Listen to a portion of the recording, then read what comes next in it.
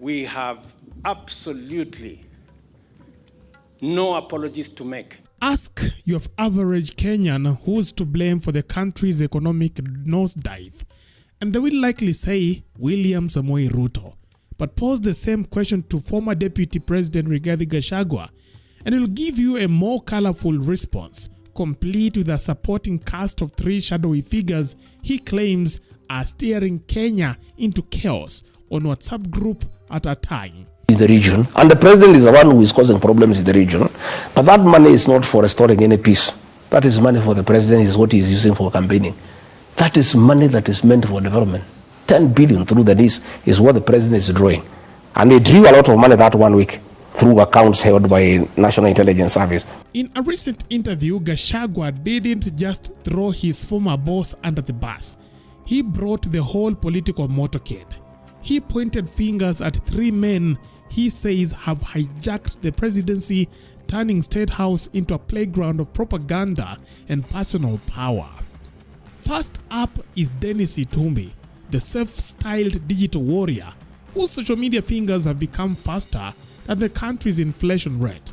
According to Gashagua, Itumbi isn't informing the public, he is misinforming them, churning out partisan fictions dressed up as facts to shield Ruto from criticism.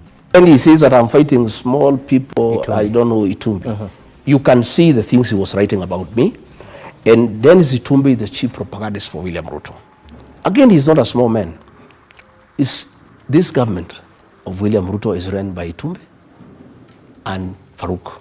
This Itumbi, all these statements you see ministers issuing, like the one DCI has issued about the violence yesterday in Mweki. It's Dennis who crafts them. He crafts the messages, and you can see even that is language. He gives them to read. And my problem with that so-called small man is that they work in cohort with the president. And he hangs around State House. And if you have a discussion with the president and he doesn't like the way it is going, he sends him a text, and Dennis walks into the president's office and says, Mr. President, you are late for the next meeting. And the president brings the meeting to a closure. I had not realized that until I studied. I saw there is a pattern. And any time I had many issues with the president that were not pleasant, I would face him and say, this is not right, this is not good, and I would win the argument, and he doesn't like it, and he would like to bring a meeting to a closure. Somehow Dennis walks in, and I saw a pattern. So one day we were launching, the president was going to sign, he was going to sign the housing levy law, bill into law. And I was with the president in his office, the 2 of us, and I had a very hot conversation with him. And I was telling Mr. President, Kenyans are not interested in affordable housing. And people are very unhappy about the taxation. And Mr. President, only a fool doesn't change his mind. Let us relook this thing. And please, from the feedback I'm getting from the ground, and Mr. President, I was elected with you. I mean, it's my job to tell you what the people are saying. And since we are elected together on a joint ticket, when I see we are going down and I don't tell you, it is not fair. Then when we were just continuing, I think he took a phone, Itumbi comes. And he said, Mr. President, we need to go. And I told Itumbi, my friend, next time you interrupt me when I'm with the president, you know who I am. Get off. I am the deputy president. I was elected with the president here. Who are you to come and interrupt our discussion? Do you know what we are discussing? Next on the roster is Kimani Ichungwa, who Gashagua says has been reduced to Itumbi's loyal sidekick in the propaganda machine. Mwingine huko Nyandarua wanapanga kwa mkutano kama hii wakuja na mtu arushe tear gas. Alafu mwenye amepanga tear gas irushwe, yeye amesimama tu kama askari. Aondokei tear gas sababu anajua ile mpango wamepanga. Ili wazunguke wakichochea wa Kenya kuambia mikutano yetu inavurugwa. Sasa wewe unavurugiwa mkutano ya watu 3. Watu 3 hata utahitaji tear gas kuvuruga. Apparently, Ichungwa's new role is amplifying whatever narrative comes hot off Itumbi's keyboard, whether facts or not.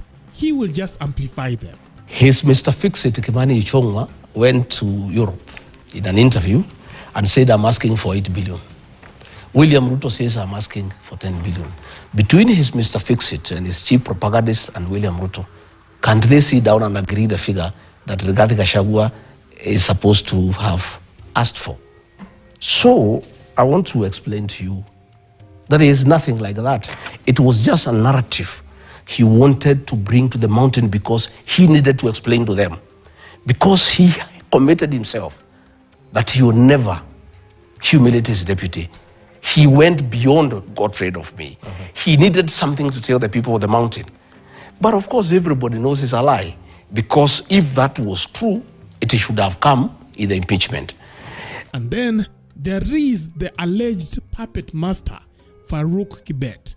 The man Gashagua claims is the de facto co-president. Not content with pulling strings behind the scenes, Farouk allegedly gives orders to everyone from the police boss to elected officials to the current deputy president, and he was also giving orders to Gashagua back then. According to the former deputy president, Farouk treats State House less like the seat of power and more like his personal penthouse. He says that I was fighting Faruq Kibet. Faruq Kibet is not a small man. He is a co-president in this country. Faruq Kibet runs the government. Everybody reports to him. The Inspector General of Police, the head of public service, cabinet ministers. William Ruto issues instructions to cabinet ministers through Faruq Kibet. Ministers tremble at his very sight. So, Faruq Kibet wanted to give instructions to Rigathi Gachagua.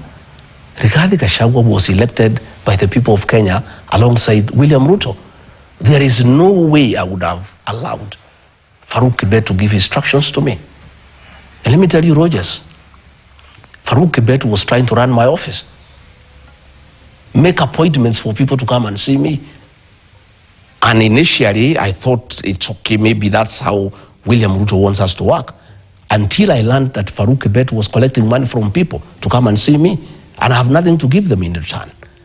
And I went and I told the president, Mr. President, I'm your principal assistant. Please, your personal assistant cannot give me instructions. And if you want to give me any instructions, you give them yourself and I obey them to the letter. But you cannot use your PA to order me around. And your PA is taking advantage to make money from people. And I told you, Mr. President, for your information, because I'm your advisor in this matter, I will be failing in my duty if I don't advise you and tell you what is happening. Okay. All the people Faruq Kibet is clearing to come and see you, he's collecting money. And there's hue and cry in town. And State House is getting very disrespected because it has become a center of corruption. All appointments of people coming to see you, Kibet is collecting money. And Mr. President, I think you need to check this. With this trio running the show and the president letting them, Gashagua argues that Kenya isn't just in crisis, it is in free fall. His no so subtle message is, if President Ruto wants even a whisper of a second term, he needs to clean his house, and fast. Because as Gashagua sees it, these aren't just rogue advisors, they are the architect of a national nightmare. And the longer they stay in power, the deeper the country sinks. That you could force a mini general election. Is that still in the plans? The matter of the impeachment is before courts of law. The matter is fairly straightforward. The MPs say they voted me out because I said they will lose their seats. So there was nothing constitutional. The president says I was voted out because I wanted money from him. If I wanted money from the president, there's nothing unconstitutional about it. So it's very clear, really, that there was nothing, and I'm sure the judges have taken judicial notice of these pronouncements, that all the MPs are saying they had to get rid of me because if they don't get rid of me, I will get rid of them. So I believe the law will take its course. But as I told you, the right to vie for office is absolute, is protected in the Constitution. And our Constitution is very clear that you cannot be barred from running for office until you have exhausted the available remedies in law that is fighting your case all the way to the Supreme Court. We have not even started, you know. So if the matter is not concluded before 2027, I'll fight for whatever office I want to fight for. If I want to fight for president, I believe I'm qualified. If I want to be whatever, I'll do whatever I want to do. And that matter is being used by my opponents to tell people the mountain, don't follow this man, he cannot run for office. I don't have to run for office. I have a responsibility to unite my people, to make them relevant in the national political discourse. I have a responsibility to craft a political party, a political vehicle for the region so that they can participate in a meaningful manner in a general election. I have a responsibility to mentor young people, which I'm doing.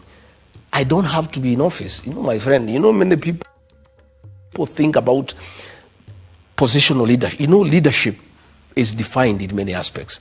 You have positional leadership, you have charismatic leadership, you have traditional leadership, you have effective leadership. I am in effective leadership. Today, how do you explain I'm not the deputy president? I hold no office in this country. Every talk, in every meeting, the whole country is about Rigiji. You cannot talk a man, everybody is talking about a man who is nothing, who has no influence, who is not a leader. How come? The president himself called a press conference to discuss me. All his people discuss me every day. If you look at the headlines, they just talk about Rigiji.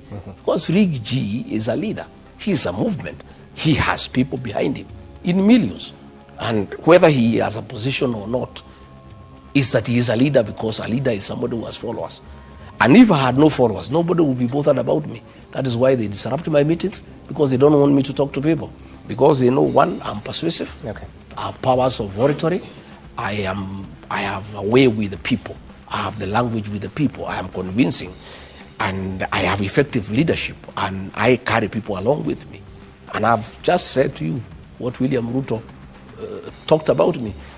What he said then, that is the true regarding Gashagua. What he is saying today, and something I was saying, he said, and he said, that's why you see William Ruto is a pathological liar. He said, I will not allow my deputy to be disrespected, particularly by junior staff. Disrespected or humiliated, and I've committed myself in writing. That is what exactly he did. These people he's saying I was fighting, he's the one who was sending them to disrespect me. And you know, they would come from his chopper, they abuse me. They are standing on top of his vehicle, they abuse me. You know?